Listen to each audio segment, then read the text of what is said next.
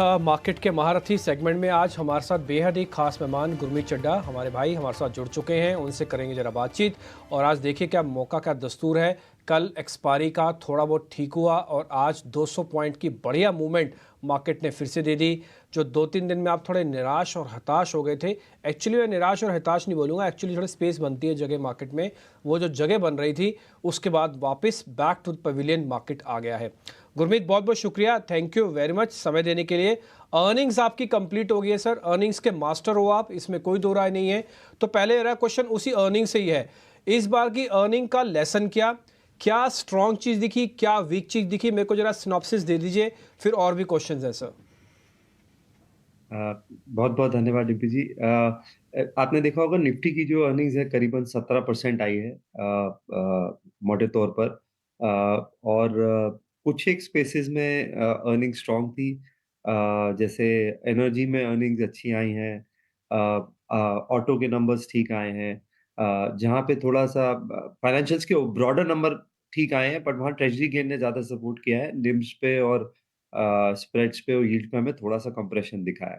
कुछ एक सेक्टर, कुछ एक पॉकेट्स में जैसे एचडीएफसी में दिखा है, जो कि काफ़ी बड़ा वेट है इंडेक्स में। एफएमसीजी और कंज्यूमर में जो प्रॉफिट ग्रोथ आई है, वो रियलाइज़ेशन से ज़्यादा आई है, वॉल्यूम ग्रोथ से नहीं आई है, तो ये एक छोटा-सा कंसर्न है। बाज़ार जो देखना चाहेगा इसको एड्रेस होते इनफैक्ट अगर आप जीडीपी के भी आंकड़े देखें, बहुत अच्छे नतीजे आए। आप एडजस्टमेंट करेंगे, उसके बावजूद बहुत स्ट्रॉन्ग नतीजे थे। बट यहाँ भी जो प्राइवेट कंज़म्पशन है, उसमें थोड़ा-सा स्लो डाउन है, 2.8% से ग्रो किया। एग्रीकल्चर अभी भी वीक है। तो मुझे लगता है कि जो थोड़ा-सा कंज़म्पशन रिलेटेड स्पेस है, वहाँ पे थोड़ी कमी है। मुझे लगता है जैसे-जैसे हम इलेक्शन की तरफ जाएँगे, गवर्नमेंट और इनिशिएटिव्स लेगी रूरल इकोनॉमी को लेके, थोड़ा-सा लिक्विडिटी भी ईज़ आउट होगी, इंटरेस्ट रेट्स सेकंड हाफ में थोड़े कम होंगे, तो ये वाला पॉकेट भी ग्रेजुअली पिकअप करता रहेगा क्योंकि कंज़म्पशन इंजन को अच्छा करना कंटीन्यूअसली बहुत बहुत ज़रूरी है। इन्वेस्टमेंट बहुत अच्छा कर रहा है।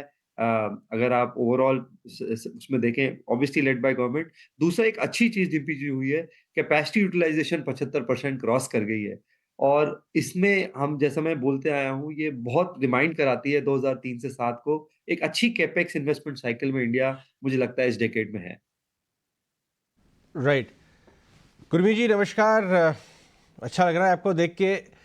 ये बताइए गुरमीत जी, कल का जो जीडीपी नंबर आया है, हालांकि हम लोग हिंदी चैनल्स पे बहुत ज़्यादा मैक्रो की डिटेल में जाते नहीं हैं क्योंकि हमारा जो टारगेट ऑडियंस है वो सरल इन्वेस्टर है, सीधी सीधी सादी बातें। तो बट एक संक्षिप्त में आपका व्यू जानना चाहेंगे। आप तो बहुत सारे इन्वेस्टर से देश भर में मिलते हैं, बातचीत करते हैं। ये सवाल उठता जा रहा था कि साहब इंडिया बबल टेरिटरी में इतना आउट परफॉर्म कर रहा है, 9 साल में 8 साल तेजी हुई है, अब गिरना चाहिए। थोड़ा उन लोगों को जवाब तो मिल रहा है ना कि ये भाई ऑन ग्राउंड चीज़ें मजबूत हैं तभी बाजार रिफ्लेक्ट कर रहा है, ऐसा नहीं कि बाजार अपनी धुन में जा रहा है और इकोनॉमी किसी और डायरेक्शन में जा रही है।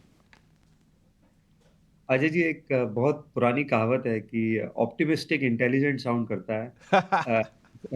सॉरी, पेसिमिस्टिक इंटेलिजेंट साउंड करता है, ऑप्टिमिस्टिक पैसे बनाता है। आई थिंक क्या बात हिंदुस्तान में यही हो रहा है। जो जो देश की तरक्की को लेके, जो देश को लेके ऑप्टिमिस्टिक रहा है, मैं इंडिया को लेके बहुत बुलिश हूँ और मुझे लगता है ये शायद हमारे करियर का बेस्ट फेस है। मैं खाली अपनी इंडस्ट्री की नहीं बात कर रहा हूँ। मैंने 25 लाख डीमैट अकाउंट महीने में खुलते नहीं देखे। मैंने एफआईआईएस को $6 बिलियन सेल करते और निफ्टी को 22,000 नया हाई बनाते नहीं देखा। आप देखिए 11 रेट हाइक किए हैं फेड्स ने, आरबीआई ने 6 रेट हाइक किए हैं, world over interest rate hike हुए हैं। उस सिचुएशन में आप 8.4% का ग्रोथ निकालते हैं। आप उसको ब्रेक कर सकते हैं कि जीबीए इतना है और टैक्स कलेक्शन ये है, वो ठीक है, वो जीडीपी कंपोजिट नंबर है, उसमें काफ़ी सारे कंपोनेंट्स हैं। और थोड़ा-सा मैंने जैसे बोला कि कंजम्पशन और एग्रीकल्चर वीक है, तो वो सामने है आंकड़ा। तो मुझे लगता है कि बहुत बड़ा स्ट्रॉन्ग मैसेज है और आप देखिए अभी लिक्विडिटी टाइट है। मैंने इतनी लिक्विडिटी टाइट नहीं देखी इंडिया में। आप देखिए 1 साल का टी-बिल 7.1 है, 10 ईयर जी-सेक 7.05 है। तो लिक्विडिटी जैसे-जैसे मार्च क्रॉस होगा, एडवांस टैक्स क्रॉस होगा, अप्रैल में हम आएँगे, लिक्विडिटी ईज़ आउट होगी। हो सकता है आरबीआई सीआरआर कट करे पहले, रेट कट से पहले। रेट कट शुरू होंगे जून-जुलाई के आस-पास में भी, जो मुझे लग रहा है। और जो रेट सेंसिटिव्स हैं वो वापस आना शुरू होंगे, जो अभी शायद इतना पार्टिसिपेट नहीं कर रहे हैं। फाइनेंशियल्स आप देखिए 46,000 ही है बैंक निफ्टी, 41,000 था 2 साल पहले। जबकि अर्निंग डबल हो गया है, 1500 का ईपीएस 3,000 हो गया है। तो जो भी नेसेयर्स हैं कंट्री को लेके, देखिए एक होता है वेल्थ बनाना, एक होता है कंट्री के लिए अच्छा विश करना। मुझे लगता है दोनों ज़रूरी है। आप कंट्री के लिए अच्छा विश नहीं करके वेल्थ नहीं बना सकते।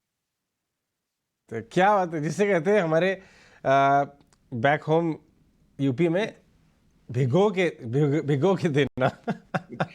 क्या बात कही आपने। इसको याद दिला दूं मैं कि पेसिमिस्ट जो है वो इंटेलिजेंट साउंड करता है, लेकिन ऑप्टिमिस्ट जो है वो पैसे बनाता है। तो निर्णय आपको करना है कि आपको पैसे बनाने में रुचि है या इंटेलिजेंट साउंड करने में अपने कॉकटेल कॉन्वर्सेशंस में। चलिए आगे बढ़ते हैं। ये जो सेमीकंडक्टर वाली अपॉर्चुनिटी आ रही है, इनफैक्ट गुरमीत, मैं आपको बता दूं कि वैष्णव जी ने हमसे बातचीत में, इनफैक्ट निकुंज को एक काफ़ी लंबा इंटरव्यू भी दिया था ET Now GBS में 2 हफ्ते पहले। एक लंबा चौड़ा प्रेजेंटेशन दिया था सेमीकंडक्टर में भारत कितना ज़्यादा रुचि ले रहा है और बहुत सीरियस और कमिटेड है। अब हमने देखा है CG पावर जैसी और कुछ कंपनियों को भी सेमीकंडक्टर अपॉर्चुनिटी मिल रही है आगे। मैं आपसे इसमें EMS भी जोड़ूंगा, इलेक्ट्रॉनिक मैन्युफैक्चरिंग और हाई वैल्यू इलेक्ट्रॉनिक जैसे कि सेमीकंडक्टर। कौन सी कंपनीज रेडार पे हैं आपके? क्या आप, क्योंकि कुछ एक बात आ रही है कि कुछ महंगे हो गए हैं कंपनीज वैल्यूएशन, कैसे इसमें पार्टिसिपेट किया जाए रिटेल इन्वेस्टर को? यकीनन महंगे हुए हैं। अजय जी, आप देखिए, बिग सेवन का वैल्यूएशन देखिए, एम्बर का देखिए, जो थोड़ी नई कंपनीज रेडार में है, सिरमा है या DCX है, काफी वैल्यूएशंस महंगे हुए हैं। यहाँ पे आपको दो चीजें करनी पड़ेंगी। एक, साइज ऑफ द अपॉर्चुनिटी देखना पड़ेगा। अगर एप्पल बात कर रहा है $10 बिलियन की सोर्सिंग एक्सपोर्ट की, तो ये नंबर बहुत बड़ा होने वाला है। और हमने देखा डिक्सन ने अभी और लेबल्स ऐड किए हैं। तो फ्रेश एडिशंस शायद आप थोड़ा वेट कर सकते हैं, मार्केट अपॉर्चुनिटीज देता है। हमने वो अपॉर्चुनिटी PSUs और डिफेंस पे भी देखी कि अच्छा करेक्शन आया 15-20% का, जबकि मुझे लगता है एक स्ट्रक्चरल चेंज हुआ है वहाँ भी, बहुत सारे पॉकेट्स में, अच्छे PSUs में। तो बाजार अपॉर्चुनिटीज देगा, तो थोड़ा-सा वैल्यूएशंस को माइंड में रख के करिए, तो शायद रिटर्न्स और अच्छे होंगे। मुझे लगता है सेमीकंडक्टर ये बहुत बड़ी न्यूज़ है, और आप देखिए एनवीडिया ने क्या किया है पिछले कुछ सालों में। और एनवीडिया का भी वैल्यूएशन अगर आप देखते तो शायद एंटर ही नहीं कर पाते पिछले 1-2 साल में। तो मुझे लगता है जब आप साइज़ ऑफ अपॉर्च्युनिटी को वैल्यूएशन के साथ क्लब करते हैं, तो एक बेटर जजमेंट बनती है। अब जैसे फॉर एग्ज़ाम्पल, मैं आपने सेमीकंडक्टर्स की बात करी, अभी जैसे सीजी पावर है, बहुत अच्छा री-रेटिंग हुआ है, जब से प्रमोटर चेंज हुआ है। और उनके 2 बिज़नेस हैं, एक तो जो इलेक्ट्रिकल इक्विपमेंट्स बनाते हैं, जैसे ट्रांसफॉर्मर्स हैं, कंट्रोल सिस्टम्स हैं, बाकी हैं। अ, फिर वो बनाते हैं कम्युनिकेशन सिस्टम्स और बाकी चीज़ें। और आप यहाँ पे जा रहे हैं, तो ये इस चीज़ों को थोड़ा समय लगेगा।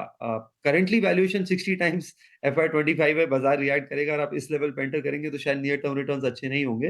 बट थोड़ा-सा अगर आप स्टैगर्ड वे में इन थीम्स को खेलेंगे, चाहे वो डिफेंस है, चाहे वो एनर्जी है, चाहे वो ये इलेक्ट्रॉनिक जो आपने बात करी, तो हमें इसमें सिरमा अच्छा लगता है, डिक्सन हमारे पोर्टफोलियो में है।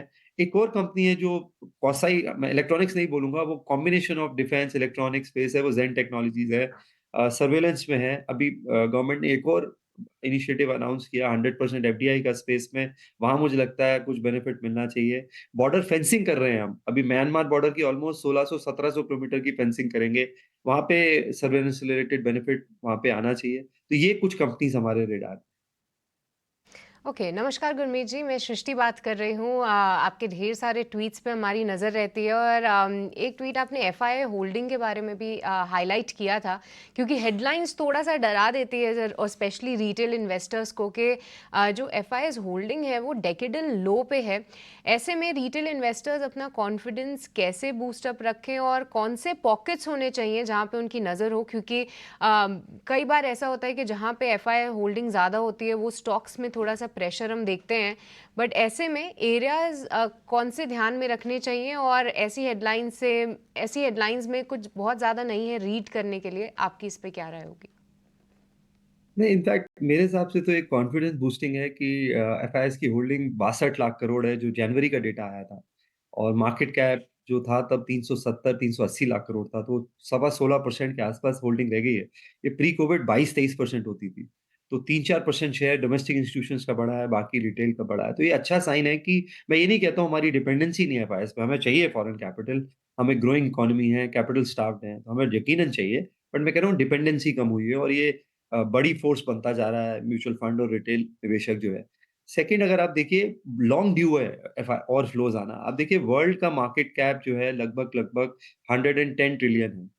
इंडिया का मार्केट कैप जो है करीबन 4 ट्रिलियन से थोड़ा ऊपर है, 4.2 ट्रिलियन है। तो हमारा रिप्रेजेंटेशन होना चाहिए 4.2%। लेकिन अगर आप वर्ल्ड इंडेक्स देखेंगे, इक्विटी इंडेक्स में इंडिया का वेटेज 2% है। तो आप मार्केट कैप में ऑलरेडी 4 ट्रिलियन प्लस हैं, जो कि 4th लार्जेस्ट हो जाता है। और आप इंडेक्स में 2% है, मतलब आप 8वें नंबर पे हैं। तो ये मुझे लगता है ड्यू है, ये होगा। और एक इवेंट जो मैं कहता हूँ बहुत बड़ा इवेंट है, जिसपे ज़्यादा चर्चा नहीं होती है, मैं 2 बार बोल भी चुका हूँ, ये बॉन्ड इंक्लूजन है जून में, जो इंडिया का होना है। और बॉन्ड इंक्लूजन होने के बाद मुझे ऐसा लगता है हमारा एक रेटिंग अपग्रेड ड्यू है। इतनी बड़ी इकोनॉमी 8% से ग्रो कर रही है, कभी डिफ़ॉल्ट नहीं किया हमने इतने सालों में, इतने रिफ़ॉर्म्स किए हैं, बैंक सिस्टम बैंकिंग को क्लीन अप किया है और हमारी रेटिंग ट्रिपल बी माइनस जो मुझे लगता है बहुत अनफ़ेयर है। हम्म। गुरमीत, ऑटो सेल्स के जो नंबर आ रहे हैं ना, उसमें नंबर्स के बाद का जो कंपनीज का रिएक्शन है ना, वो ठीक है और इस बार का डाटा भी ठीक लग रहा है। ये कंटिन्यू होगा? ऑटो में कहीं आपको कोई वैल्यूएशन की चिंता तो नहीं लग रही है? ये अक्रॉस पूछ रहा हूँ sir, two wheeler, four wheeler और इसमें कमर्शियल भी इंक्लूड कर लीजिए आप। टू व्हीलर्स में मुझे लगता है नहीं जी, थोड़ा-सा वैल्यूएशन बढ़ गया है, रिवाइवल उतना नहीं आया है। अगर आप प्री कोविड और पोस्ट कोविड नंबर्स अब निकालेंगे, अब जाके वहाँ हम उन नंबर्स पे पहुँचे हैं। और जैसे मैंने बोला रियलाइज़ेशन लेट ज़्यादा है, क्योंकि पर यूनिट रियलाइज़ेशन बढ़ा है। और टू व्हीलर्स में भी पहले 70% सेल 100 सीसी बाइक्स की होती थी। अगर आप पिछले 1 साल के आंकड़े देखेंगे, तो उल्टा हो गया है। 2/3 जो है 125 CC and above premium segment की हो रही है। इसलिए आपने देखा होगा कि टीवीएस और बजाज ने थोड़ा बेटर किया है। दोनों ने प्रीमियमाइज़ेशन प्ले किया है। तो मुझे लगता है थोड़ा-सा वैल्यूएशन जो है टू व्हीलर मेकर्स में मुझे लगता है थोड़ा ज़्यादा है और रूरल रिकवरी थोड़े अवे है। बट पैसेंजर व्हीकल अभी भी अच्छा लगता है। महिंद्रा एंड महिंद्रा अभी कुछ समय पहले ₹1500 पे था, 14-15 टाइम्स पे था। अभी 1900 पे भी अराउंड 18-19 टाइम्स पे है। और अभी ट्रैक्टर सेगमेंट उनका फायर नहीं किया है। अगर आप देखिए 42% मार्केट शेयर है वहाँ पे। एलसीवी में भी प्रेज़ेंट है, स्पेशली जो 2 से साढ़े 3 टन का जो रेंज होती है, वहाँ पे काफ़ी डोमिनेंट मार्केट शेयर है। मोर देन 50% मार्केट शेयर है। और मुझे लगता है एक बाज़ार का कंसर्न है कैपिटल एलोकेशन को लेके, जब से उन्होंने आरबीएल में स्टेक लिया था। वो अगर थोड़ा एड्रेस हो जाएगा तो मुझे लगता है री-रेटिंग हो सकती है। तो हमें कमर्शियल व्हीकल और फोर व्हीलर स्पेस बेटर लगता है अभी। रूरल रिकवरी आएगी तो शायद टू व्हीलर भी देख सकते हैं। और हमें एंसिलरी पे हमारा और पूरे वैल्यू चेन पे फ़ोकस है। कौन जो है कंटेंट पर व्हीकल ज़्यादा बना रहा है, किसका लिंकेज ईवी एडॉप्शन में ज़्यादा है। तो कुछ एक कंपनीज़ हैं हमारे पोर्टफोलियो में, सोना बीएलडब्ल्यू है, संधा टेक्नोलॉजीज़ है, उनो मिंडा मैं बहुत समय से होल्ड कर रहा हूँ, लगभग 6-7 साल से ऊपर का हमारा होल्डिंग पीरियड है। और कुछ एक पॉकेट्स हम और देख रहे हैं। केपीआईटी को मैं quasi auto, quasi IT company मानता हूँ, जो कि इलेक्ट्रिफिकेशन है। आप देखिए सॉफ्टवेयर कॉस्ट कार का आज से 2-3 साल पहले 18%, अभी 30% है। और जो एस्टीमेट अगर आप देखें 2026-27 का, तो कार का जो सॉफ्टवेयर और इलेक्ट्रॉनिक कॉस्ट है, वो लगभग 60% होगा। तो बहुत बड़ी अपॉर्च्युनिटी है ये सॉफ्टवेयर और कंटेंट और इलेक्ट्रिफिकेशन ऑफ कार की। ओके, इसी के साथ आपका बहुत-बहुत शुक्रिया करना चाहेंगे गुरमीत जी हमारे साथ जुड़ने के लिए और अपना व्यू देने के लिए, मार्केट्स पे ढेर सारी थीम्स पे डिस्कस करने के लिए बहुत-बहुत शुक्रिया।